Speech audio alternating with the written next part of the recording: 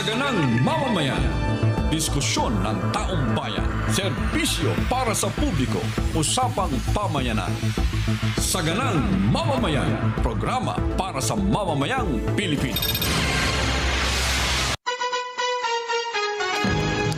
Ngayon po ay Thursday. Masayang Thursday sa inyong lahat. Masayang Thursday, Nason. Masayang Thursday, Jen. At siyempre sa ating mga kababayan sa mapanig ng mundo kayo naroroon, ano mo pong oras ngayon dyan, welcome po sa Saganang Mamamayan. At siyempre po ang ating birthday boy, ang Kuya Benny Antiporda. Kuya Benny, happy birthday, masayang Huwebes. Salamat, Jen, at masayang Huwebes sa ating pong mamamayan at laway lagi po tayong masagana. Yan, Monday yun, no?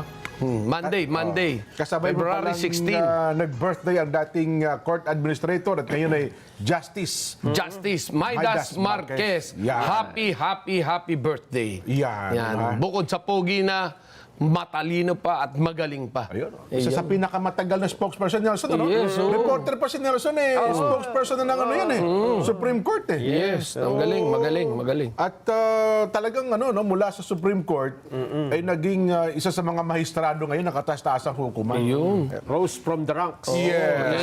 Yan yung dapat suportahan natin Yung rose from the ranks.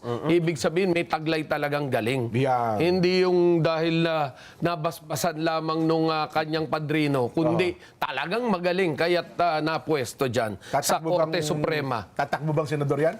Ha? Tatakbo senador? Hindi. Kala ko. Pero isa sa pinakabata, alam mo naman dyan sa Supreme Court, walang term yan, parang age ata dyan na batayan, Yes, retirement age. Retirement age na bilang Supreme Court Justice. Ayan. Pero ganun pa man, samahan nyo kami, ha? Nako, maganda ang ating talakayan ngayon. At ganun din po naman, may mga inihanda kaming paksa para ito ay ating mapag-usapan. Ang latest, meron tayong bagong NBI Director, Kuya Benny. Oo, Diba? isa ring magaling. Isa ring magaling. Yan ay walang iba kundi si Attorney Melvin Matibag, ang dating naging cabinet secretary. Secretary Cabinet ng dating Pangulong Rodrigo Roa Duterte at ngayon ay NBI Director na. Yan, si Melvin, si Mamba. Melvin Matibag. Congratulations. Ang babatiin ko riyan, yung nasa tabi niya, ayun yung nasa dulo sa kanan.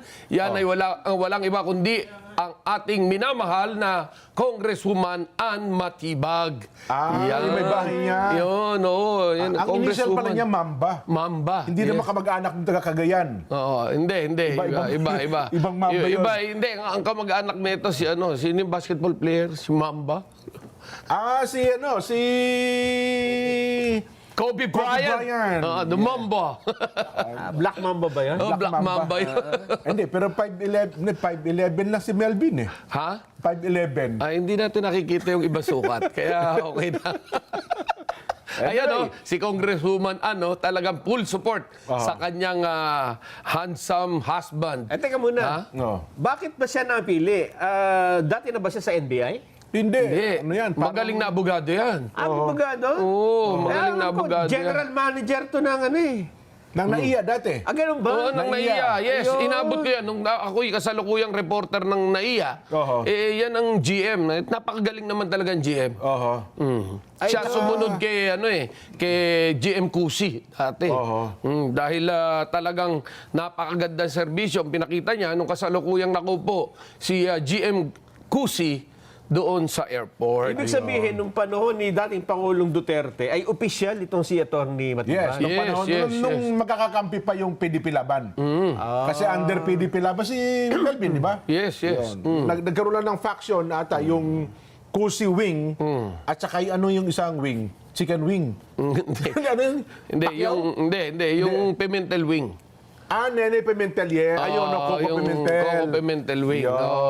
Pero one thing I can say na magandang gesture to na ipinwesto si Atty. Melvin Matibag dahil dito nagkakaroon na ng linaw na wala na yung puli-politika. Kung hindi yung galing na talagang pinagbabasehan nung taong ipinupwesto. Sana nga, magpakita ng maganda.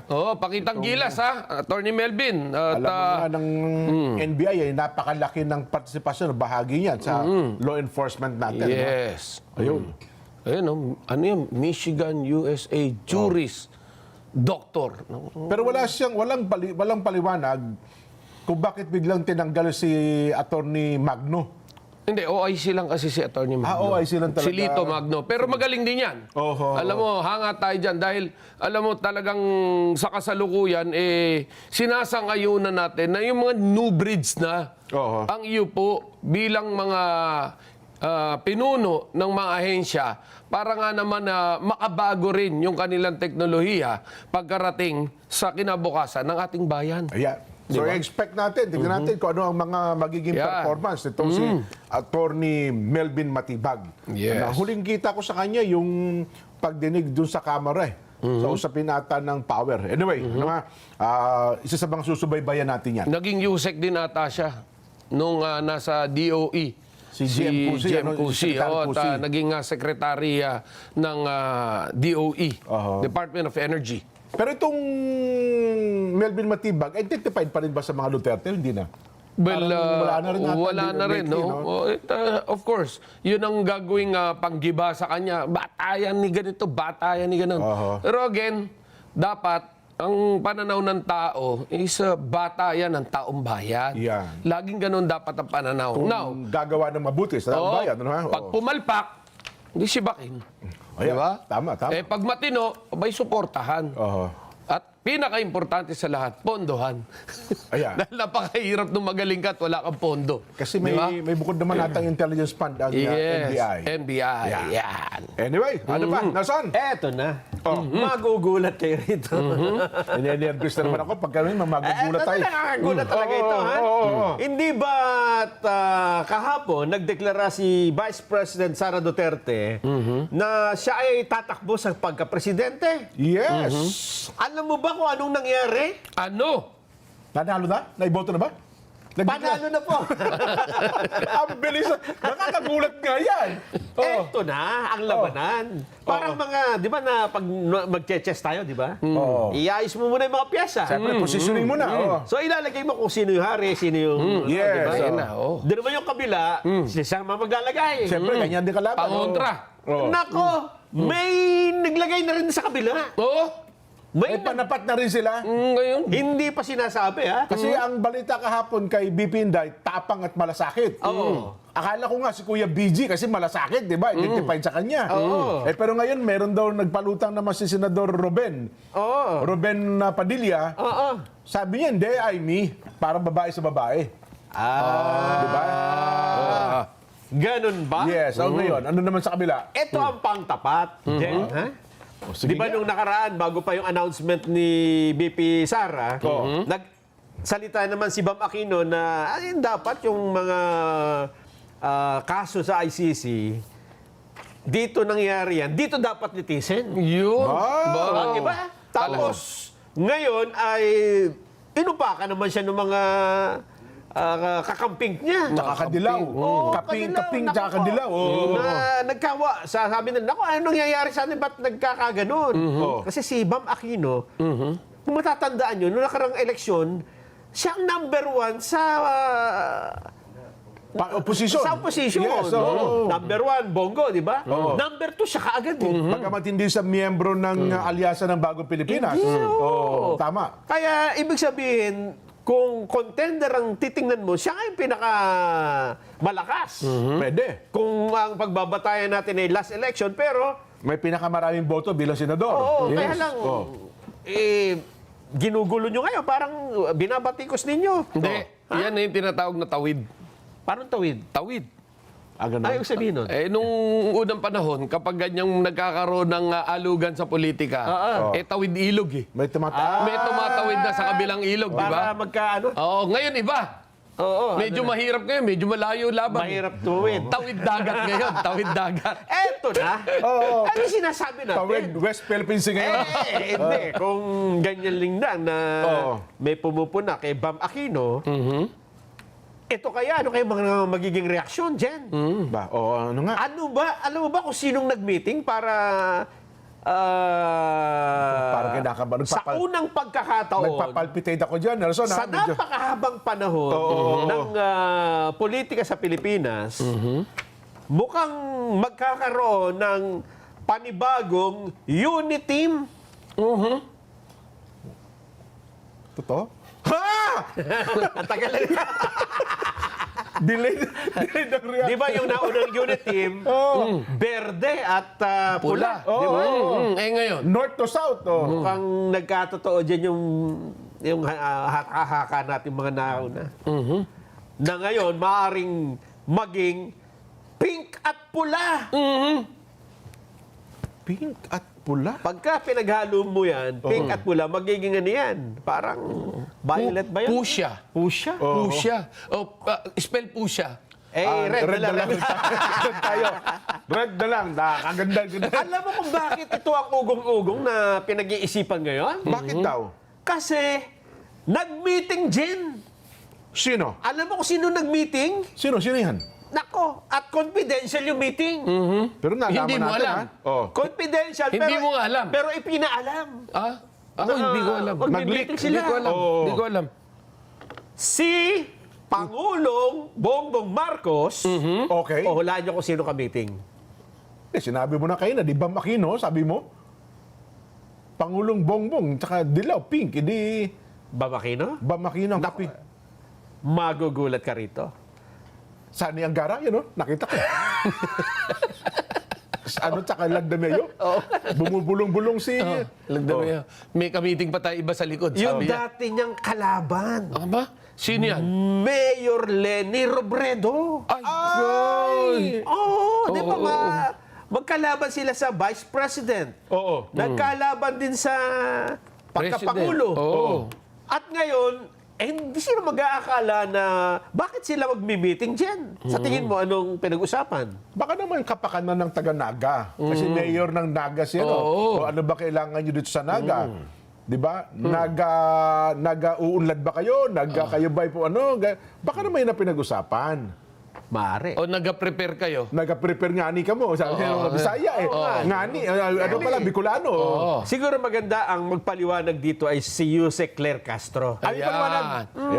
Total, maganda yung book niya nung isang araw. Eh, no? Ngayon kaya, ano itsura? Pakinggan nga natin. Yusek? Yung Oplan kontra Baha ay pinasimulan na po sa Naga City ng ating Pangulo. Busy po ngayon ang kawani ng DPWH para linisin ang mga kanal, ang estero at ang ilog sa Naga City. Yan po ang bibisitahin ng ating Pangulo at totoo po, nabibisita po siya at makakasama niya po ang Mayor Leni Robredo ng Naga City sa February 21. Sabado. And bukod po doon sa activity po ni President doon sa Naga, are we expecting na magkakaroon din sila ng iba pang conversation outside doon po sa project? Yan ang abangan nyo. Yun lang po ang ating, yun lang po ang binigay na impormasyon. Dahil nga po ang pinasisimulan nga po ng Pangulo itong Oplan kontra Baha at isa sa mga lugar na kanyang pinatutukan ay ang Naga City. So, yun lamang po. Kung ano pang pag-uusapan nila, abangan na lang po natin. Ayun, magkikita pa lang pala. Pero, akala ko naman sandali, nag-meeting na. medyo, merong ano nakuy daw ako eh. Ano yung February 21? Anong araw yun? Ano meron nun? EDSA yun, EDSA. EDSA? Sabado. simula. 25 yung ano. EDSA simula. No? It's a people power. EDSA People 25. Power. no? 21 Saturday. 25. Oo, so 22 ibig sabihin, Sunday. yung araw ng paghihiwalay, gagawing araw ng pag-iisa naman ngayon. Pag-iisa, yun. At saka sa dami ng... Yun naman pala, kontrabaha naman pala. Yun nga, sa dami Hindi na ng... kontra. Hindi kontra Sara. ba't naman sa dami ng kontrabahang pupuntahan? Di ba? Hindi, malakas magbaha doon sa Naga. Oo, kasi sa Naga medyo yan. Tama. At saka ang balita ko, ang dami nang kumumbinsi kay Nanay Leni, talagang masaya na siya ngayon sa pagiging mayor ng Naga. Hindi, baka naman hindi personal siya, kundi yung mismong alyansa ng dalawang grupo. Di ba? Pwede. Kasi leader sa leader eh. Tama. Tignan natin kung anong mapag-uusapan. 21 pa naman eh. Akala ko naman nangyari na. Hindi pa pala. Subaybayan ng susunod na kabanata. Nagkamali na naman ako. So, So, Abangan natin. Maganda yan. Oh. maganda. Kasi to. kung magtatandem sila, ibig sabihin mo, si nanay, kung sa halimbawa lang, ito naman ay hypothetical lang. Si si Mayor Lenny ang magiging presidente, bababa sa pagiging vice-presidente si PBBM. Ay, hindi naman siguro. Kasi bawal na siyang tumakbo bilang presidente. Pangulo. Ibig sabihin, pwede naman tumakbo. Pero pwede naman siya mag-slide down bilang vice president? bilang vice president. Pwede ba yon?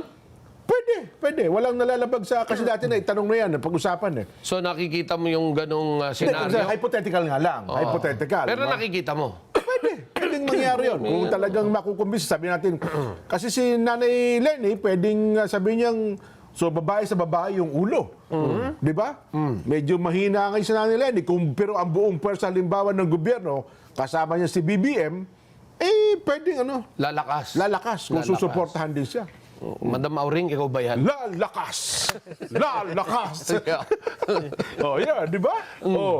Pwede yan. Akala ko pa naman, sinasabi mo kay na Nelson, ay si Bam Aquino at saka si Pangulong Bongbong ang magpupulong. Yan, Aquino at saka Marcos, yan, medyo mabigat-bigat na laban yan. Ako naman, Jen. Magkakasundo. Ito naman, Jen. Ang isa pang senaryo, di ba, kumambyo na nga si Bam na ikinagalit ng kanyang mga kasamahan no? Na parang ang kanyang statement ngayon ay pro-Duterte na. So ang sabi naman ng iba, baka naman maging ano ito, kung si BP Sara na subukan na niya ang tandem kay Marcos hindi maganda. Kasi minsan di ba pagka nagtitimpla ka, minsan magpapalit-palit ka ng trial and error, di ba? So kung hindi ubra kay Marcos, baka naman masarap at maganda ang timpla kung Duterte, Aquino. Saka kung titignan mo talaga, ang Duterte at Aquino ay walang masamang tinapay. Pero nga. Wala. Maliban doon sa ibang supporters. Hindi, kaya lang ibang naman nagkaroong nakapaligid. hidwaan ang Aquino at ang Duterte dahil kinilingan ng Duterte Ang Marcos. Okay na ang Marcos at ang pink at dilaw. Di pwede nang okay ang Aquino, Dilaw. Hindi, pero Dilaw din si Bam eh. Hindi, pero Aquino at Duterte pwede rin. Pwede Diba? rin, Walang ano doon. Walang nakikitang balakid kapag nagkagano. Wala, yes. Alam mo naman sa politika, di ba? Yes, tawid. Tawid. Tawid tsaka sanib. Oo, tawid, sanib. Oo, tawid dagat. Dati, tawid ilog lang. Malapit-lapit. Ngayon, tawid dagat na. Yun na Pwede nga. pa rin eh. Pero so ngayon positioning na, Nelson, ha? Pero ang sabi naman, meron daw isa nagpapalutang, sino ba isa na nakita ko? Baka naman daw Lenny Riza. Para parehong babae-babae. Risa. Riza Ontiveros. Ontiveros. Senadora Riza. Senador Ben. Okay. Hindi, nakalimutan ko lang. Pasensya po. Senadora Riza Ontiveros. Partner niya si Nanay Lenny. Tapos ang makakalaban nila, BP Sara at saka Aimee. So apat na babae ngayon ang maglalaban-laban daw. May mga ganyang naglalabasan ngayon ng mga balita. Pero ang titingnan natin is yung baluarte. Ayan. Ano ba ang baluarte ni Risa? Buong Pilipinas. Hindi, kailangan kasi may stronghold ka eh. Ganun ba? Na tinatawag na baluarte mo talaga na makakatulong kapag tumakbo ka. Ang kanyang hatak daw ay kababaihan. Kasi matagal siyang representante ng mga kababaihan. Di ba? Alam mo naman ang kababaihan, mas marami sa kalalakihan yan. Kaya ngayon nga, ang tawag doon, ang makikita mo na ngayon si Senadora Risa, kasi last term na niya ngayon eh. Matatapos siya ng kanyang term sa 2028. So kapag ka nagkataon, hindi siya tatakbo, ayun, wala sa posisyon. Kaya ang inaay niya ngayon ay pwedeng mas mataas. Kaya nagpapa-float-float siya. Yun, pwedeng presidente nga, pwedeng vice-presidente. Ang nagpapa-float si Llamas. Ganun ba? Ano ba siya ba ang campaign manager ni Hindi ko alam. Hindi ko alam anong relasyon nila. Yun lang. Alam ko lang magkakampi sila dati. Yun, oo nga. Si Nelson, baka may alam niya. May alam ka ba doon, Nelson? Wala. Ano, Roland Llamas ba yun? Ano? Ronald Llamas. Yes. Yan ang malungkot, na kapag parating ang eleksyon, wala tayong mapagpilian. Di ba? Wala. At least dalawa. Bakit? Kasi anong ginawa nyo nung hindi eleksyon, di ba? Hindi ba? Hindi ba tayo magtataka mga babayan? Bakit ganun? Bakit pagdating ng malapit na naman ng eleksyon, ilang taon nang lumipas, mag-aanim na taon na naman, bakit yung isang tao lang ang sinasabi nating pwedeng maging presidente dahil ito ang posibilidad na manalo?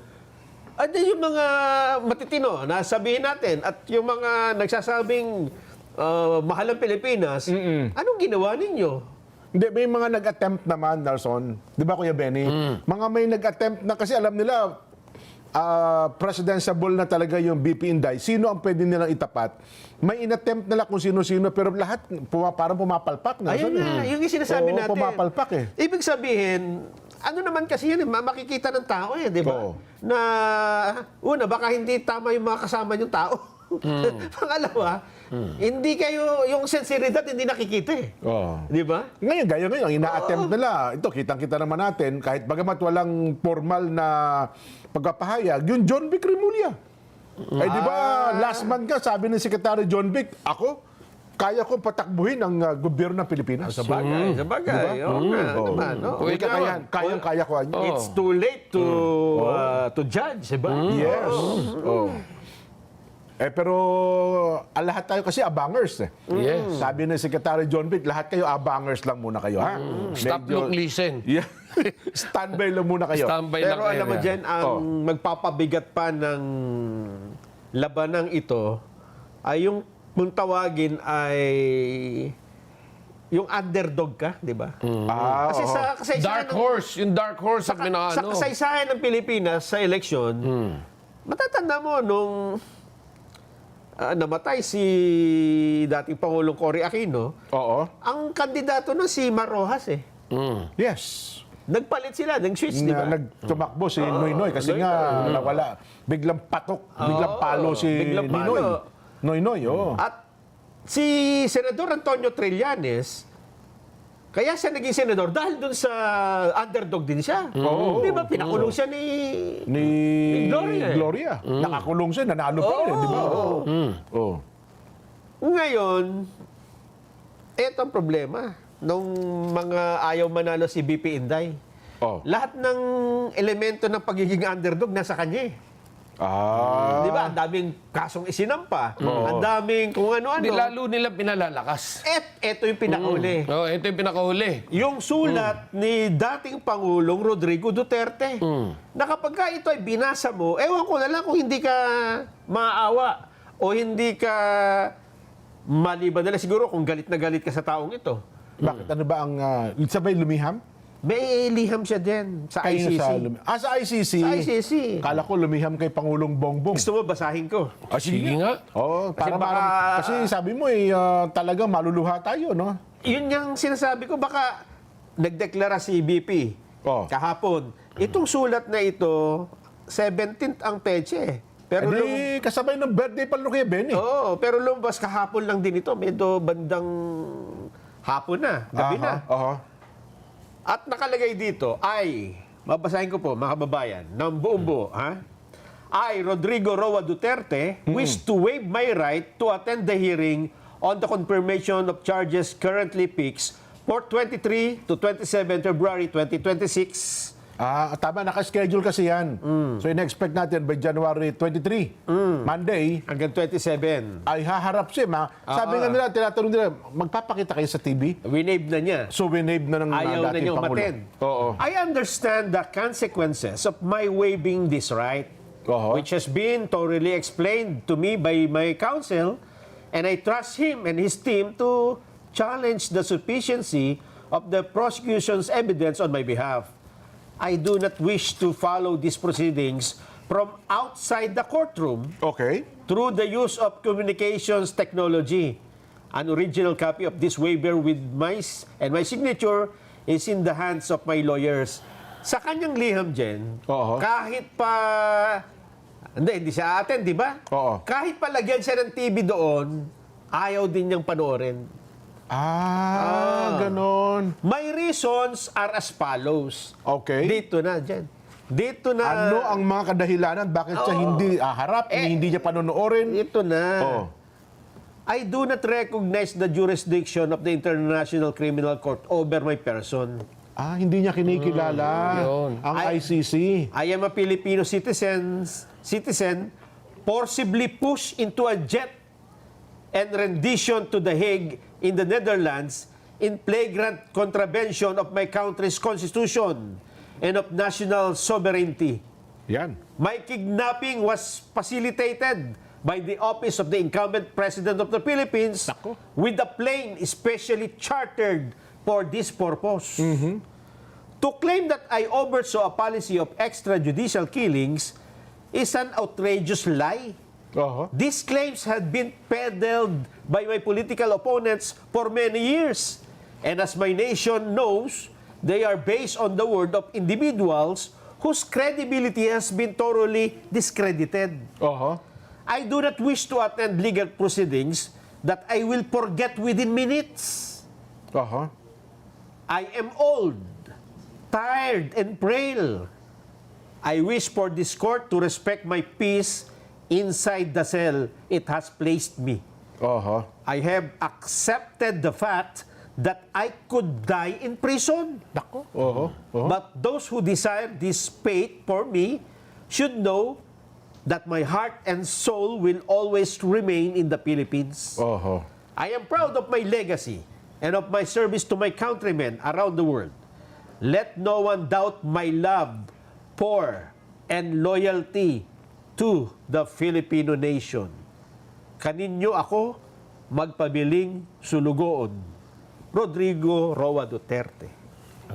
Mabigat, ano? Madamdamin yung kanyang mga naging pahayag. Sabi niya, ayaw kong pumunta dyan, makikinig ako sa hearing, na ilang saglit lang, hindi ko na matandaan kung ano nangyari. Oho. Parang sinasabi niya dito, makakalimutin na siya, no? Oho.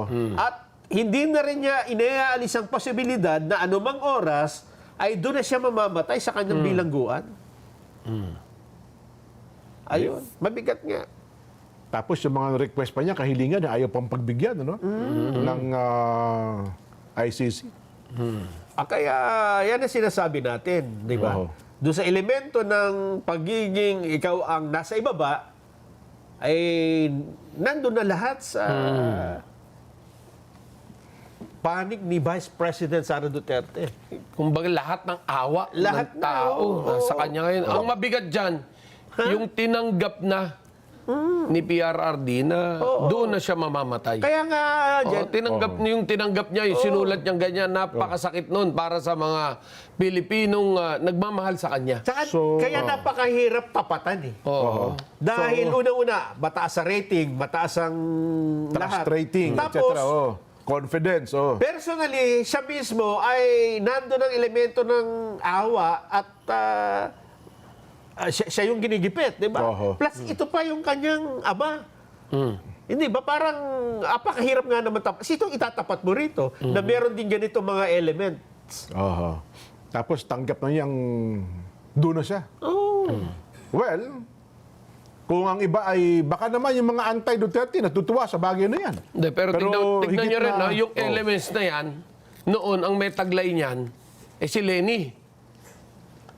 Dahil namatay din yung kanyang asawa Oo. sa larangan ng pagtatrabaho. Si Secretary Jesse. Jesse Robredo. Oho. So, ang tao, yung awa nasa kanya. Oho. Pero would you imagine, eto buhay. Buhay na unti-unting dinudurog at niyuyurak doon sa ICC. Mas mabigat yan. Mas mabigat Kasi to. yung pagkamatay ni Cory, sa karamdaman natin. karamdaman, Ito yes. naman ay aksidente. Ito mahirap. Mahirap ano ito kasi buhay pa eh. At nakakulong. Parang yung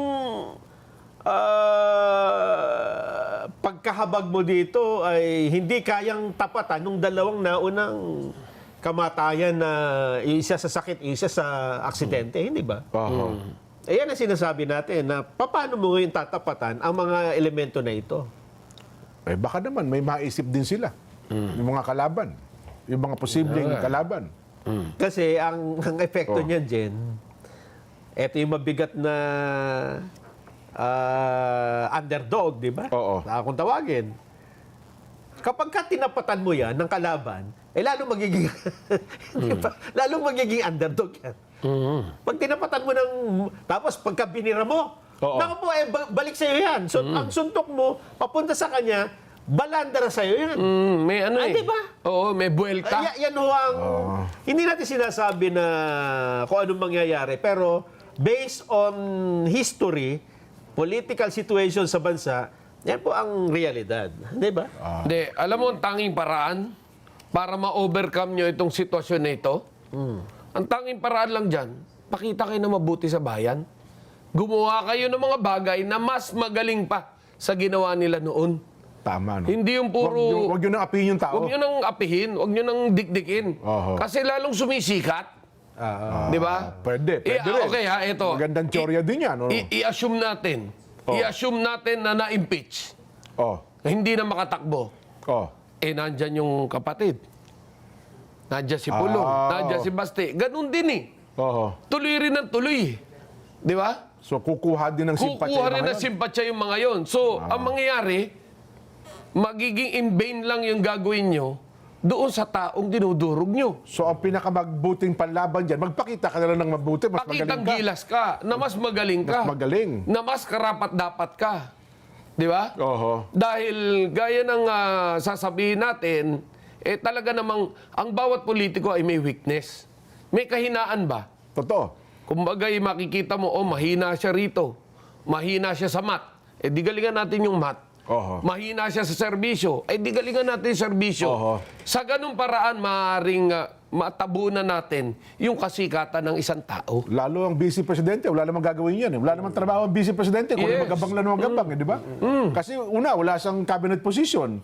Kaya kung gagalingan ng kasalukuyang administrasyon ng kanilang trabaho, Baka sakali. baka Hindi pa huli. hindi pa, meron pa Hindi pa dalawang huli. taon May mahigit dalawang eh. taon pa eh. Oho. Kaya sa atin, doon sa mga nagpapayo sa ating kagalang-galang na Pangulo, Oo. kagalang-galang ha, Yes, tama naman.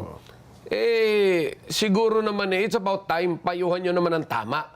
Na yung bagay na ikabubuti ng bayan at matatandaan ng taong bayan, doon tayo. Ano ba ang reaksyon ng Malacanang, Nelson? Saan? Ganun ba? Yung sabihin gumanti ba sila ng medyo may pagkaawa? Sa pahayag kahapon ng Pangulong Bongbong Marcos? Meron ba reaksyon? Merong reaksyon ng Malacanang sa Sige pamamagitan po ni Yuse Claire Castro. Meron ba? Ayun. Ano nag-reaction? Ay, pakinggan natin. Ano reaksyon? Yuse Claire, anong masasabi mo kay BP Inday?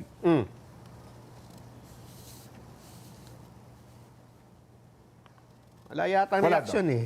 Wala ba? Hanapin pa. Meron yung good luck at saka sinabi niya. Ay, ang good luck doon kay BP Inday yun. Pero dito sa sulat ni Duterte, wala reaksyon. Wala pa, hindi pa nila Wala. sasagutin yan. Hindi Mahirapan. pa. Oo. Kasi sabi nila, wala tayong jurisdiction dyan eh. Oo. Di ba? Yun na naman sabi. Merong yung medyo may pahaging pa nga ng konti si Yuse Claire eh. Di ba? Sa mga naging trabaho at kung anong pa mga ginawa ni BP Inday. Ayun kahapon. Kahapon, Ay, pero pinakamabuti, maglakbay muna tayo. Yan. Pinakamabuti, mag-relax tayo. Yeah. Kayo ho ba'y maglalakbay? Bibiyahe kayo sa pamamagitan ng mga sasakyang pandagat, gaya po ng barko, roro, ferry, iba pa? Panoorin po natin ang paalala ng PPA.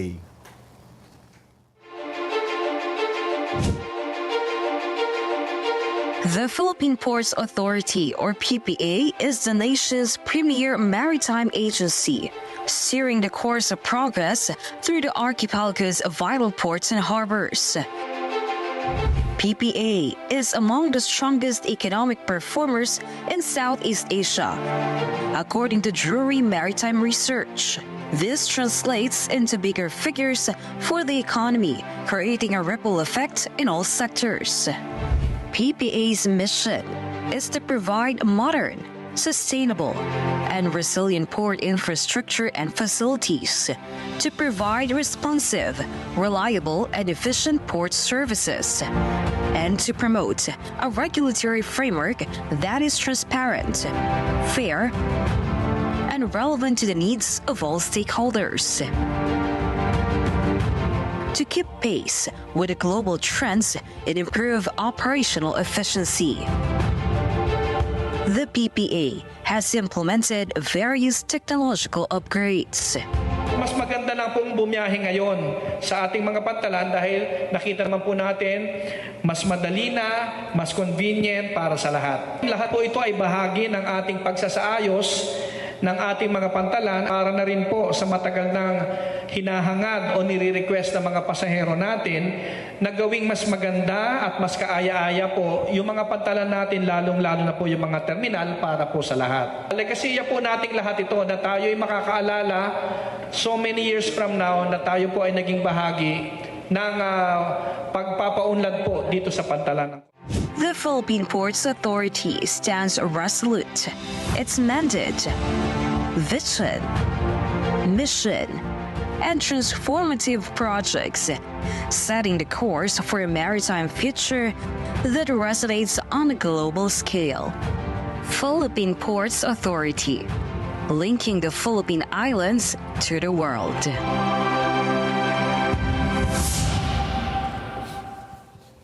Marami pong salamat, PPA! Magbabalik pa po ang Saganang Mamamayan.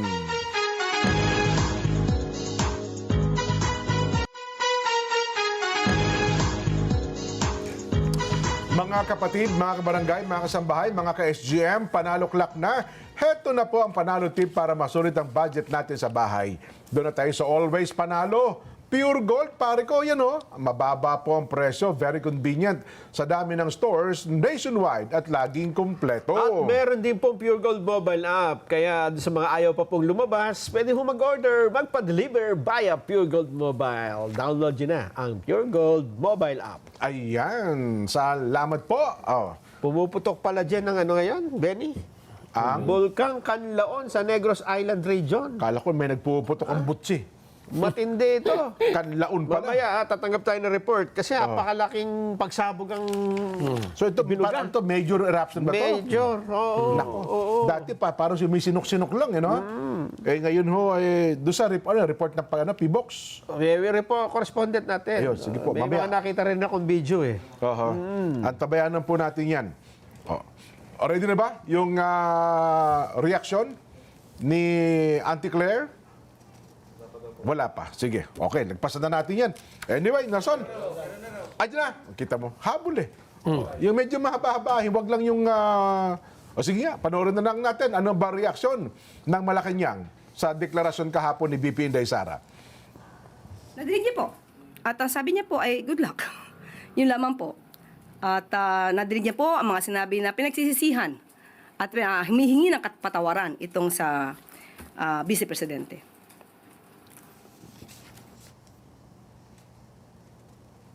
Sayang. Sana ihinatras nyo pa ng konti. Anyway, sige. Kasi parang nakausap niya yata ang kwento doon. Di ba ang Pangulong Bongbong? Tinanong daw niya. Sa halip, parang ngumiti lang daw ang Pangulo. Pero tinanong daw kung ano bang ngiti niya? Sarkastiko ba o totoong ngiti? No, may ganun. Pero... bago yan, Oo, bumati sige. muna tayo, ha? Ganun? Unang-una, Sino? ay mag-public apology tayo dyan. Public apology. Kailangan natin mag-public apology.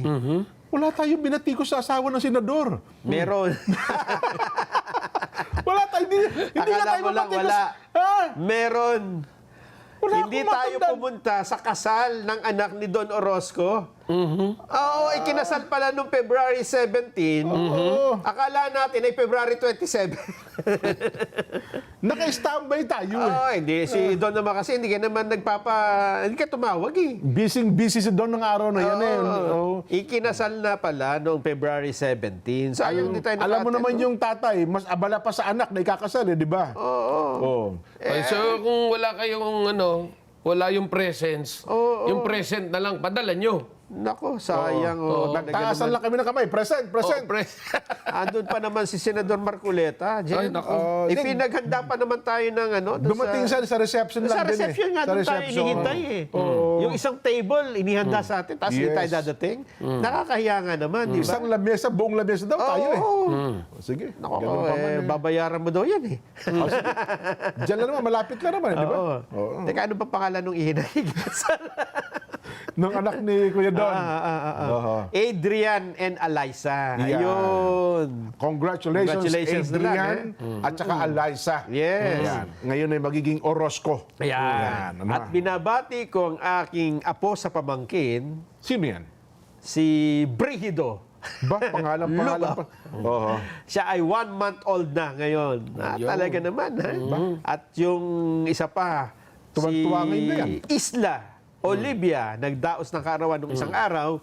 At ang kanyang kapatid na bunso si Ali Amara. Ayan, nagaganda ng Itong pangalan. galing Quezon, batiin na rin natin. Sige. O, pinababati ni Rico Melgar, si Ka Buenaventura de Castro Jr. ng happy birthday sa February 21. Ayun. Yan. Yung pinababati nila Arman Angeles to. Carico Melgar, kilala ko yan. Oo, Carico, kamusta po kayo? At kay Ka Joji, Kuya Joji. Yan. Ano na? Alam mo ba, Jen, na si Kasani Correa Kasani, ay Kasani. nasa Pilipinas ngayon? Oo, tumawag sa akin kanina. Hindi totoo yan. Nasa San Diego, San Diego, siya. hindi, kararating lang. ganon? Kaya lang siya po daw ay inuubo, ha? Pagaling po kayo, Kasani. At magkita tayo pag ayos-ayos na yung... Siguro bago sa Nanibago klima. sa climate. Kasama Tsaka- daw ba niya, Mami Rose? mukhang siya lang ata. Ayun, ano. Kaya tayo po ay uso kasi ang sipon at ubo ngayon eh. Habol natin isa pa. Pag-greet din nila po ng happy birthday kay Donica Daniel Jorge ng Faculty Condominium Housing. Ayan. Donica Daniel Jorge, happy birthday sa iyo. At binabati ka ng buong pamilya Jorge. Pasalamatan din natin si Edmar Estabillo na kasalukuyang nasa Japan sa kanyang mainit na pagbati nung aking kaarawan. Ohayou gozaimasu ne. Ohayou gozaimasu. Yan. Naway maging matagumpay ka dyan sa Japan.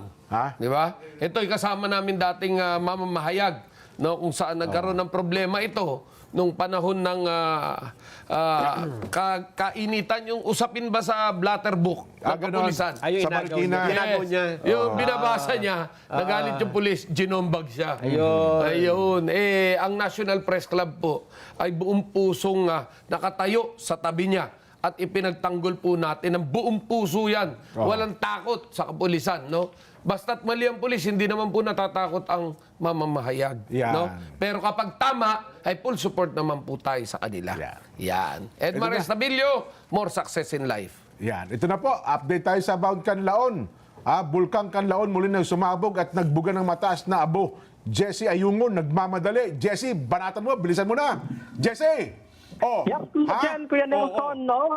Magandang hapon niyo sa ating lahat na mga nanonood ngayon ay dito sa bahagi nga ng Bago City kung saan nga tayo ngayon ay nakatayo ay tanaw ko pa yung ongoing na eruption netong Bulkang Canlaon ngayong hapon pasado alas 4:42 netong lamang Kuya Jen, at sa ngayon ay patuloy pa nitong minomonitor ng mga LGU kung saan ito tutungo, ngunit sa pagmomonitor din natin na dito, Kuya Jen, Kuya Nelson, ay ito ay patungo sa bahagi ng south kung saan ang posibleng makakaranas ng ashfall. Itong lalawigan o ang La Castillana at ang La Carlota City, Kuya Jen, Kuya Nelson. Sa ngayon ay binabantayan natin, monitor natin yung mga lokal na pamahalaan dito. Wala pa naman silang reported na nararanasan ng ashfall sapagkat ongoing pa neto yung makikita natin yung abo na mataas, Kuya Jen, Kuya Nelson. Ngunit yung hangin ay papuntang south. itong bahagi ng Negros Occidental kung saan nga dalawa yung mga LGU na posibleng matamaan neto o mapupuntahan netong abo yung La Castellana at ang La Carlota City, Kuya Jan, Kuya Nelson. Sa ngayon ay patuloy yung paghahanda at pag-ikot-ikot ng mga lokal pamalaan ng mga otoridad din. Sa gayon, mamonitor yung kalagayan ng ating mga kababayan, lalo na higit doon sa mga area ng dito sa Bago City, yung mga upper barangays at La Carlota City, Negros Occidental, Kuya Jan, sapagkat yung bahaging doon ay halos naapektuhan talaga ng mga nakaraang mga pagsabog netong Bulkang Kanlaon, lalong higit sa lahat yung kanilang mga kalagayan, Kuya Jan, Kuya Nelson. At nakita natin kanina dito ay yung mga rescue team ay tumungan doon upang dala ng mga pangunahing pangangailangan na kagaya ng face mask at inuming tubig, Kuya Jan, Kuya Nelson. Ito ba yung major eruption? Yes, Kuya Jan, Kuya Nelson, ito ay explosive eruption yung nangyari kanina netong hapon na pasado alas 4:42. Saan ka ba ngayon naroon, Jesse? Ano bayan ka? Narito tayo ngayon, Kuya Jan, sa Bago City, Negros Occidental, specifically dito sa Barangay Maaw kung saan natatanaw yung pinakatuktok netong Bulkang Kanlaon, Kuya Jan. Pero yung kinaroroonan, medyo malayo pa naman sa mismong bulkan. Yes, Kuya Jan, Kuya Nelson, bali yung etong pinakabarangay neto ay dalawang barangay pa yung pinakatuktok neto o yung bahagi ng paanan netong Bulkang Kanlaon kung saan ito yung isa sa mga posible na matamaan netong muling pagsabog ng Bulkang Kanlaon, Kuya Jan. Sige. Sa mga sandaling ito, ano nararamdaman at nakikita nyo dyan? Itong oras na ito mismo? Yes, Kuya Jan, yung pinakasitwasyon dito, yung payapa naman yung sa pinakabahagi netong Bago City. Ngunit yung upper barangay ay minomonitor na ngayon ng mga otoridad nang sa gayon na matignan kung sila ba ay naapektuhan netong muling pagsabog ng Bulkang Kanlaon. Specifically, etong yung bahagi ng Bago City, may tatlong barangay dito, yung upper barangay na madalas naapektuhan sapagkat ito ay halos paanan lang at ilang kilometro lang yung yung layo neto, yung agwat neto sa pinakatuktok ng bulkan. Ito yung tatlong barangay ng Barangay Ilihan, Barangay Mailong at Barangay Binubuhan, Kuya Jan, Kuya Nelson. Jesse, this is Benny Antiporda, no? Meron na bang ashfall ngayon dyan? Grabe na bang ashfall or wala naman? Wala pa naman sa ngayon, pero yung napaulat dito, yung isa lamang sa barangay dito sa Bago City, ito yung Barangay Ilihan na nakakaranas daw ng kaunting pag-ashfall. Okay, so siguro ipanawagan na natin sa mga kababayan natin dyan na ihanda na yung kanilang mga face mask. Ayan. Para namang ready kayo. At siguradong, siyempre, pumutok pataas. Bababa niyan, ashfall. Mamaya. Oo, mamaya yan. Pero yung kayong lugar nyo dyan, Jesse, hindi naman kayo sakop ng danger zone. Yes, medyo malayo-layo ng bahagya dito. At pero ngayon ayan nakikita natin yung nilalabas na yung mga katulad ng mga personal na kailangan katulad ng face mask ay nagkakaroon na rin ng pamamahagi dito. Nang sa gayon ay hindi naman hiningi, pero pagka nagkaroon ng pangyayaring magkaka-ashfall ay handa agad yung ating mga kababayan dito sa muling pagsabog netong Bulkang Kanlaon. Sige, pagkatapos ng tupad mo, bumalik ka at mag-update mo kami, ha? Si Jesse Ayungon. Ayan, ang ating pong correspondent mula dyan sa Negros Oriental. Yeah. Isa pang report, Nason? Ilang retiradong mahistrado at legal expert pinuna ang desisyon ng Korte Suprema sa impeachment complaint laban kay BP Sara. Parang sobrang delay na, no? Kailan ba nag-decide ito? Ano yan? In preparation na yan. Doon sa impeachment? Sa susunod naman na impeachment. Pero may bago ata ito, pang-apat eh. Ipinail. Pinail, Hindi, ito kasi reaction doon sa desisyon ng Supreme Court. Oo. Tagal na nung desisyon, di ba? Yun na nga, Sige nga. TJ Mendoza. TJ? General Nelson, pinuna ng dating mga maestrado ng Korte Suprema, mga dekano at maging ang isa sa mga sumulat sa saligang batas ang inilabas na desisyon ng Korte Suprema kaugnay sa pagdedeklara nitong unconstitutional ang impeachment complaint laban kay Vice President Sara Duterte. Malinaw raw sa saligang batas ang ibig sabihin ng session days. Para sa kanila, tila sinadyang ibahin ang ibig sabihin ng session days para ideklarang labag sa saligang batas ang mga reklamo laban sa pangalawang Pangulo. Isa sa naiisip nilang pamamaraan, Jen, Benny and Nelson, no, para mabago itong ruling ng Supreme Court ay yung Constitutional Convention o isa sa pamamaraan para maamyendahan ang konstitusyon. Umaapela rin si Carpio na sana raw ay magkaroon man lang ng oral argument sa Korte Suprema para raw mailatag ang facts ng kaso kaugnay sa impeachment. Pero niresolve raw ng SC ang kaso na wala man lang nangyaring debate. Pero doable o pwede pa rin raw mangyari ang impeachment taliwas sa sinasabi ng ilan na mas humirap ang accountability process dahil sa desisyon ng Korte Suprema. Jen, Benin and Nelson. Bukod sa kanya, sino pa ba ibang mga guest? Bukod kay dating Justice Carpio, meron din doon si Dean o former Dean ng FEU Institute of Law, si Dean Mel Santa Maria. Nandun din si UP College of Law Dean Gwen Del Gracia at yung si Ascuna, ito si Prof. or retired Justice Rodolfo Ascuna na isa nga sa mga bumalangkas ng ating saligang batas. Walang kumontra sa naging statement na yun ni dating Justice Carpio? Jen Nelson Benino, walang kumontra sa sinabi ni Justice Carpio. Sa totoo lang ay lahat sila ay pag nagkakaisa na kumbaga dun sa pagpunan nila dun sa naging termi o dun sa naging desisyon ukol dun sa session days na ginawang working days, wala silang naging ibang violent reactions doon. Lahat sila ay sang-ayon doon sa sinabi ni Justice Carpio. Ganun. Sayang. Isa pala tono nila, no ha? Kasi event nila yun eh. Event na ganun ba? Saka ako, thank you TJ salamat TJ, salamat. Ang makikita mo dyan, Jen, ang dapat na lumutang dyan. Kasi kung ang question mo lang dyan ay decision ng Supreme Court, kaya na sinabi ko, napakalayo na, di ba? Ano ang message nila? Dapat ganun ang tingin mo eh. Oo, tignan mo kaagad kung ano yung agenda. Hindi yung reaction nila dun sa Supreme Court, kundi may inilulutang silang senaryo. Yes. Ano yun? Baguhin ang saligang batas. Di ba yun nasabihin? Para maitama yung ginawa ng Supreme Court, baguhin daw po ang saligang batas.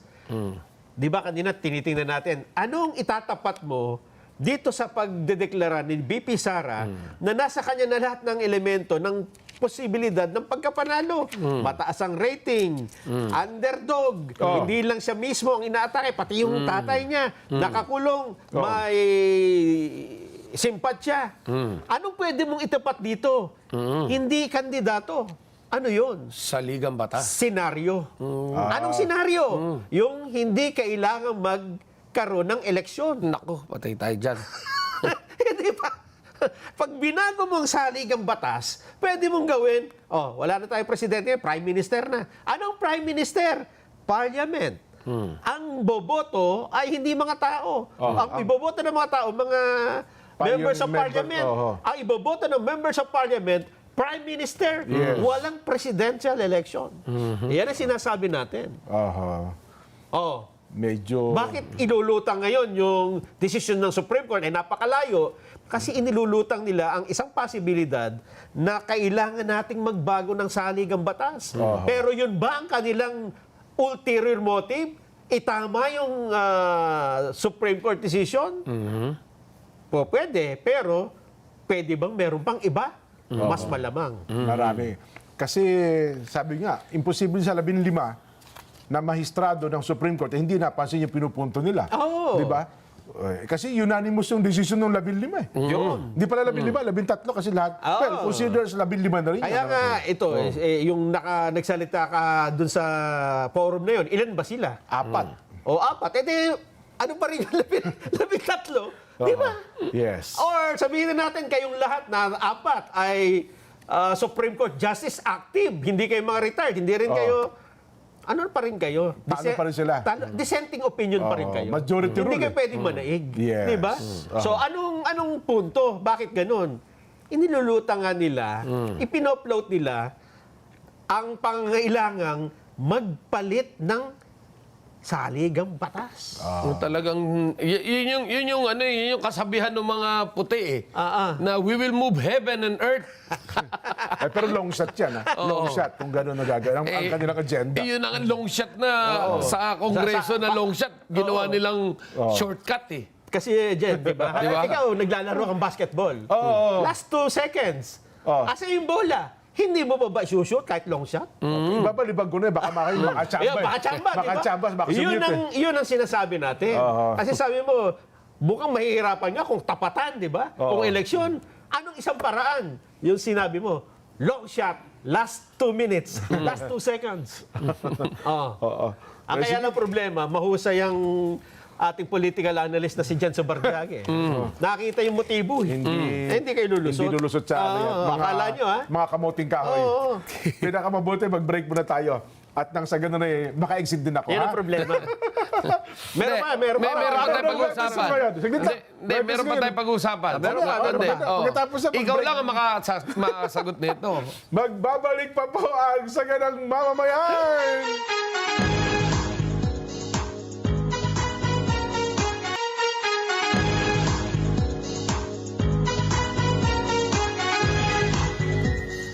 Hoy, gamit po ang inyong remote control, iscan ng Net25 sa inyong TV menu. Pagkatapos ma-scan, piliin ang Net25 HD sa listahan ng mga channels. Let's na together na sa panonood ng mga programa, lalo na ng Saganang Mamamayan! Ayun eh. Ha? Yan, no? Alam mo, Kuya Benny, expertise mo ito, no? Kaya maganda sa'yo ko itanong ito eh. At ito ay marahil ay problema ng maraming mga bayan ngayon. At syudad. Ito ba problema sa basura? Dahil, ako wala ko kasi nakikita na, di ba, may, anong tawag doon sa tapunan ng basura? Landfill. Landfill. Pagka napuno ito, di ba may time na hindi naman siya pa pwedeng forever? Oo, hindi. Di hahanap ka na naman ng bago. Kasi wala naman ako nakikita na lagi, dapat siya Yung continuous. total solution. Yes, dapat continuous na naghahanap. Meron tuloy pagkakataon na pagka napuno, tsaka ka maghahanap. Baguhin natin sa Ligang Batas. Well, eto. Ano ba talaga? Okay, ito. Paano ba problema sa basura? Di ba, matagal na nating naririnig. Ang solusyon lamang ng disposal or tinatawag nating once and for all solusyon sa basura yung waste to energy. Naririnig mo na ba yan? Waste to energy. Paano mo itutuloy yung waste to energy? Ang waste to energy, para doon sa mga ordinaryong mga paliwanag muna natin. Papaliwanag muna natin. Paano yan? May sinasabi sa batas natin, sa RA 9003, yung Solid Waste Management Act of 2000, na bawal sunugin yung recyclables. Okay. At saka kahit na yata, bawal na sunugin yung basura, no? sa Clean Air Act. Bawal din gamitin sa anong paraan para yung gagawin mo bang energy. Bawal mo rin kasi sinabi sa batas ang recyclables, i-recycle mo talaga. Ganon. Oo. So, ngayon, ano matitira? mawawala yung highly combustible material kung sakaling gagamitin mo yung basura para gagawin mong energy dahil kailangan mo ma-achieve yung tinatawag na 800 BTU pataas. No? So, kailangan mo ng highly combustible material. Yan yung recyclable. Kaya nga. So, ang mangyayari... Teka, Kuya Benny, ngayon ko lang nalaman yan, na yung palang basura na pwedeng i-recycle, hindi mo pwedeng i-convert to energy? Hindi. Bawal? Dahil parang... Aminin man natin, hindi. Susunugin mo pa rin yun Although meron nga tinatawag na pagsunog na plasma, meron yung direct burning ang bawal talaga sa batas naman. Yes. Okay. Now, so paano? Pag hindi mo na-reach yung 800 BTU, babaksak yan. Ano yung BTU pala? Yung BTU, yan yung init. Okay. Yan, kasi kung ipapaliwanag natin sa English, basta't yung init kailangan. Dapat talagang sobrang init siya na dalagpas ng 800. Okay. Pag bumaksak ng 800 BTU yan, tataas yung dioxin and furans. Yun yung lason sa ating hangin. So ngayon, ang mababiolate mo naman is yung Clean Air Act. Clean Air Act, okay. So kung titignan mo yung batas, nagsuntukan. Oo nga. Kaya kahit ano pa mang paliwanag ang gawin, talagang mahirap ituloy yung tinatawag nating waste to energy. Kung yung dalawang batas na yan ay hindi babaguhin. Yun. Kaya yun ang sinasabi ko, babaguhin natin ang batas. Ito ang agenda, basura lang. Oo, amendment lang yan. no? Amendment Sa batas, lang to. oo. So now, Oo. sa kasalukuyan, hindi nakikita ng tao. Ito yung problemang pangkalahatan, ha? Pero pira-pirasuhin natin yung problema. Sige. Ano ba pinakamalaking problema natin ngayon? Nangungulekta tayo ng basura? Yes, tama. Na itatapon natin? Yes, tama. Pero halo-halo. Halo-halo nga. Mawalang galang po doon sa mga kumakain po. Oo. Yung pong tirang pagkain, yung tinatawag po natin nung araw na kanin baboy. Oo. Ang kanin baboy po nung araw, naipapakain sa baboy. Oo, tsaka may kumukuha eh. Binibili nga yan eh. Ngayon, wala na. Bawal na eh. Bawal na. Oo. Okay, because of the African swine fever. So, saan na ngayon napupunta? Inihahalo na sa basura. Halo-halo nga. Oo. So, ang ating pong biodegradable waste ay inaabot po ng more than 50%. Laki pala, no? So, would you imagine, pag hinalo nyo po lahat yan, kapag nabulok, ang susunod po ay baho. Oo, mabaho nga. Okay? Ang susunod naman, ito po ilalagay ko sa halimbawa na ikaw isang informal settler na nakatira ka sa tabing ilog, Ayan, yan. tabing dagat. Pag hinalo mo, baho. Dahil nabahuan ka. Nabahuan ka, Tapon. diri. Oo, diri. Kapag nandiri ka, tapon. Hagis. Yung pinakamalayong tapon. Ano ba yung pinakamalayo? Siyempre, ilog. Sa ilog, grabe. Doon itatapon para ano rin at lumayo. Oo. At gaya ng sinasabi nila nung unang panahon, basurang itinapon mo, Babalik sa'yo. Dahil nung napuno na yung ilog, nagbaha, balik sa bahay mo, yung basurang yan. So, sa atin po, ano ang pinakamagandang solusyon? Ang pinakamaganda po solusyon, lalo na yung mga nasa probinsya, Yes. lalo na yung may mga backyard, may mga bakuran. Abay, yung pong ating mga tirang kinain, pwede ho natin ibaon sa lupa yan. Pero wag nyo isama yung basura. Yung tinatawag po nating residual. Yung residual hindi na ma-recycle yan eh. Pero as of now, marami yung teknolohiya na nagagamit ang residual. Ginagawang hollow block. Yung iba ay hinahalo doon sa mga bricks. Oo, tama. So, would you imagine nagagamit po natin ito? And of course, ang pinakasikreto lang po talaga is the proper segregation sa bahay. Kayo paghiwalay. Paghiwalay lang. Ipaghiwalay lang po natin yung recyclables, biodegradable, at residual. Kapag nahiwalay po natin na maayos yan, abay, kapag nangungulekta po yung mga basurero sa amin, abay, sinisita ko talaga pag binalibag yung pinaghiwa-hiwalay mo. Pagdating sa truck, halo-halo. Oo nga. So, would you imagine that? At the end of the day, tayo rin po ang biktima niyan. Gaya ngayon, ang laki ng problema sa Cebu at hirap na hirap sila. Yes. No? And hopefully, mahanapan pa na solusyon yan. And ating pong panalangin na sumalangit nawa yung mga kaluluwa ng mga natabunan dyan, yung mga namatay. Nung kamakailan lang na nagkaroon ng trahedya dyan sa Cebu. No?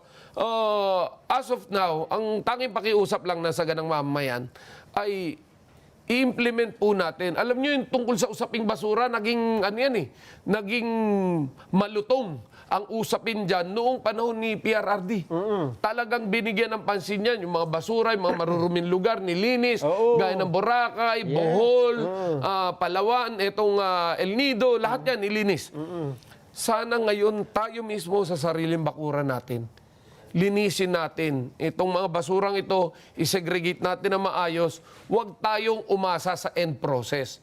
Would you imagine kung residual lang ang matitira at yung ating recyclables na mga 20% mahigit yan recyclables at ang ating residual is 20+%, would you imagine almost 75% ng basura, yung 50% naman yung biodegradable, na-save na natin, kaya 25% na lang na ang itatapon natin doon sa ating sanitary landfill. Wherein, kung sakaling 10 taon yan, bago mapuno, magiging 40 years yan. Kasi kukunti na lang. Kukunti na lang, no? Hindi po porkit nakapagbayad kayo ng tinatawag na yung garbage fee, ganun na yun. Alam nyo, napakahirap ng basura kasi it's always the last and the least. Buti pa yung pangit, merong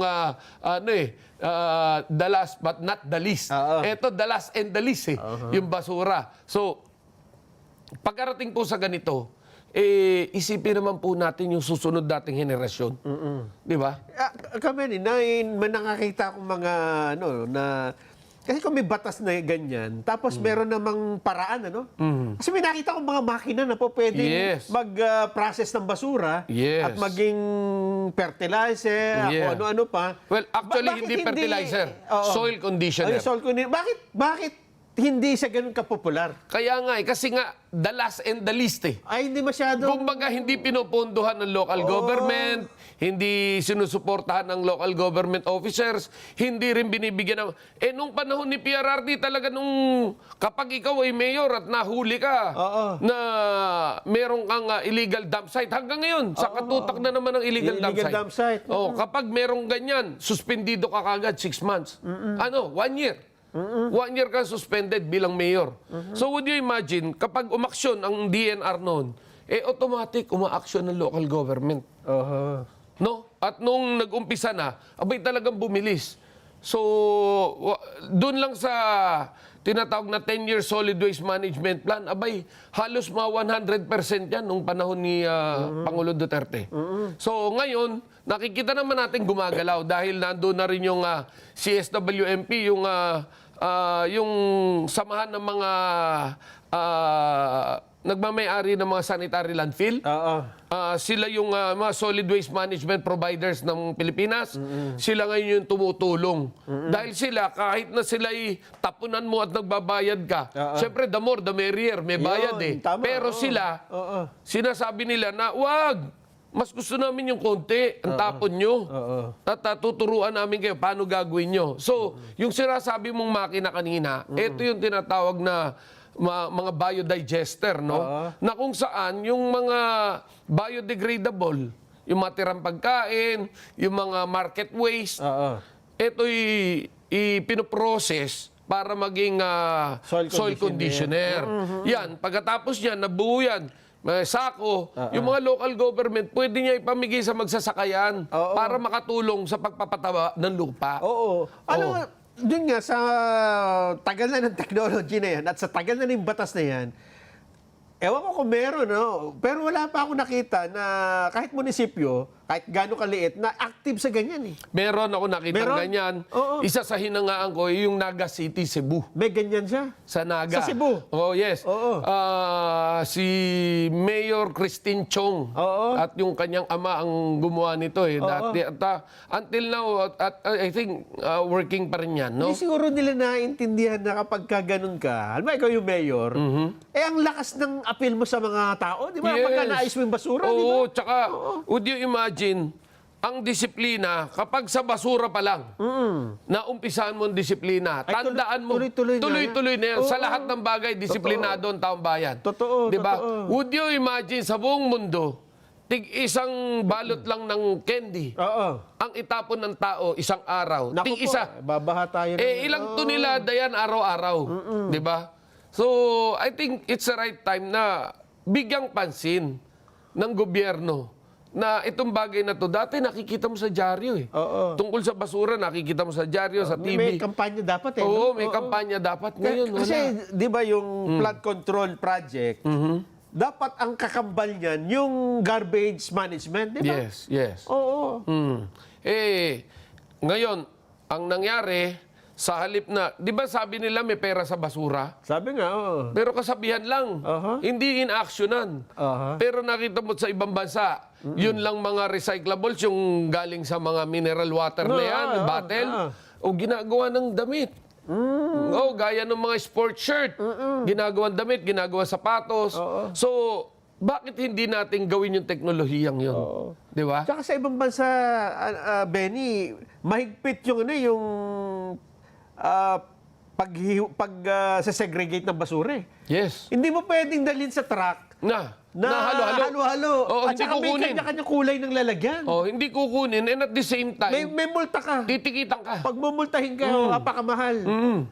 So, ang ating sinasabi rito is, kailan pa magkakaroon ng sugo para lang bantayan yung bagay na yan. Kailan Na sisimulan? hindi nahaluan ng politika. Oo. Kasi, Dapat kasi ang problema, hindi, Benny Antipordang nag-start nito eh. Oo. Ay, hindi, wala na siya. Bata ni ganito to wala eh. na yan. Hindi, ganun sa Pilipinas Yeah. na nakalulungkot. Ano? Oo. Kung kaya, alam nyo, masyadong masakit sa amin na nagkaroon ng maikling panahon, nagbigay malasakit sa ating kalikasan sa pamamagitan ng paglilinis ng mga basurang ito, na ngayon ay makikita mong nagbabalik na naman. Would you imagine ilang ilog ang nilinis natin noon na halos hindi mo na makita yung tubig, pwede mo nang tawiran yung ilog. Oo. Dahil basura na talaga. Nakalutang, ano? Oo, pero ngayon, gaya ng Estero de Magdalena, dyan sa may malapit sa Santa Cruz at Binondo, makikita nyo ngayon na tubig ang nakikita nyo, pero wala, balik na naman. Nakita ko nga yan noon, yung nililinis nga yan. no? Yes. Tapos gumanda nga. Gumanda. Hindi pala na-maintain yun? Hindi. Yung Manila Bay. Oo. Dati ang Manila Bay, pag nakita mo, talagang walang basura. Talagang Alam mo, Benny, nililinis na. yung ano ha, hindi dahil sa ikaw yan. Reporter ako sa Maynila eh. Tuwing uulan doon ng malakas, pupunta na ako doon sa Rojas Boulevard. Oh, sit there. Mga basura na naman ang makikita rito kasi yung mga basura doon, inaano sa kalsada nung gulo sa Manila Bay. Pero nung ginawa mo yung paglilinis doon, nagkaroon ng Dolomite Beach doon, hindi na naulit. Hindi, ibig sabihin... Alam niyo yung sekreto? Oo. Alam mo yung sekreto ron? yung sekreto nun. Hahanapin mo lang saan galing yung basura. At ang pinanggalingan niyang pinakamalaki ay doon sa Cavite City. Dahil dati, doon sa tabi ng Sangli Point ay mayroong illegal dump site. Kaya naman Kung pala. kaya, kapag umulan at bumagyo, sama na yung basura, ang hampas ng alon, Papunta rito. lalo na kapag habagat, papunta rito sa Manila Sa Bay, Maynila, o papunta rito sa atin sa Maynila, at doon umahampas doon sa tabi ng US Embassy. Oo nga. Dahil yun ay catch basin eh. Eh, tuwan-tuwa sa'yo yung ambassador ng Amerika? Hindi rin. Kasi, Hindi rin. kasi nalinis. Hindi ba dapat sabi, this is the man Hindi. who cleaned your neighborhood? Hindi. Si Secretary Simato naglinis niyan. Tayo yung isang party lamang. Pero tayo yung itinalagang Task Force Cavite na ang inyong lingkod po ang naging pinuno nung paglilinis doon sa Cavite area. Kung kaya't nalinis natin yan, Kaya walang bumabalik. sa halip na kasuhan yung mayor, ang sabi ko rin sa mayor, Mayor, pondohan nyo ho. Takpan nyo na yan. Gawan nyo na ng pilote yan para hindi na dumami basura at patigil yung pagtapon dyan. Pinatigil ni Mayor. Buti naman, ano? At tumino. Ngayon, merong amang basura nakikita, alam mo saan na lang galing yan, kokonting yan. Doon sa mga barko, sa mga nakatira sa gitna. Nakikita mo yung mga baklad sa gitna ng dagat. Pinagbawal na noon yan. Ewan ko ba't ngayon, naglitawan na Meron naman. na naman. O, di saan ba magtatapon yan? Saan dudumi yan? Di sa dagat. Kung kaya't yun ang sinasabi natin na it's about time na ang gobyerno maging once and for all, maghigpit pagkarating sa pangangalaga sa ating kalikasan. Pero ngayon, pagdaan mo, di ba, doon sa may Manila Bay area, hindi na masangsang ang amoy. Hindi na. Tsaka ang dami talagang mga kababayan natin, talagang pumupunta ng Maynila, ng Rojas Boulevard, para lang makita yan. Yes. Actually, yun yung sinasabi natin na with that Dolomite Beach, napahalaga ng tao yung kalikasan. Iba kasi pagka malinis di ba? Yeah. Mahiya kang magkalat. Magdumi. Puti. Oo. Paano mo dudumi yan? Puti yan. Ganon din sa mga kalsada, di ba? Pagka malinis ang kalsada, malinis ang bahay. Eto example, nakakita na kayo ng bahay na malinis. Di ba nakakahiyang ipasok yung sapatos? Chinelas? Di ba maghuhubad? Pati chinelas, huhubarin mo. maghuhubad ka eh. Bakit ganon? Kasi tayo, mga likas na Pilipino, likas natin talaga, ayaw natin ng madumi. Pero Kaya lang, pagka madumi, total madumi pwede naman pala eh. Game na. Lahat na tayo. Di ba? Yun yung tsaka likas sa Pilipino, isipin mo, pag nasa abroad tayo, bakit tayo sumusunod sa mga batas nila? Di ba? Dahil masunurin naman ng Pilipino Masunurin. Yun nga lang, pag nakita natin dito na talagang mismong yung mga nagpapatupad, wala rin. ang number one violator, abay, sabi niya, ako lang ba susunod dito di ba? Hindi na. Ayan ang problema. Lahat na tayo. Di ba? Gawin na natin to. Kaya sana, manalo ka. Vice President. wala na tayo dyan. No? Basta sa atin, walang tigil ang paglilingkod natin sa ating bayan at sa ating mga kapatid sa pamamahayag bilang opisyal ng National Press Club. Yan. At until the end of time, magserbisyo tayo sa kapwa natin. Alam nyo, yung serbisyo may good karma yan. Pero yung may bisyo, Nako po. namang-lamang sa kapwa, mas matindi ang karma niyan. Ayan, teka muna. May nagpababati ng happy birthday dito. Ayan, Yung. no? Humabol.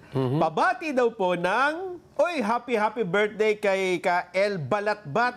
Aba, taga San Roque, Lubao, Pampanga West. Ayan, mga po sa mga kapatid sa lokal ng Sendro. Ayan, ha? Happy birthday po. Yo, batiin na rin natin siyempre yung mga nag-birthday din, ha? Na gaya ni Colonel Lawrence Kahipe. Yan, ha? Oo, yan. At kasabay ko rin. February 16. Ayan. Bok Lawrence, happy birthday. At may babatiin pa tayong isang birthday, Benny. Ito magugulat ka. Kilala mo to eh. Oo, sino yan? Alam mo bang nag-birthday noong Lunes si Benny Antiporda? Oh! Happy Maraming birthday! salamat. Maraming salamat. Ipasok ang lechon. Ayan o, ayan o. Ayan Happy na. birthday to you. Thank you. Akala mo, ah. Thank you.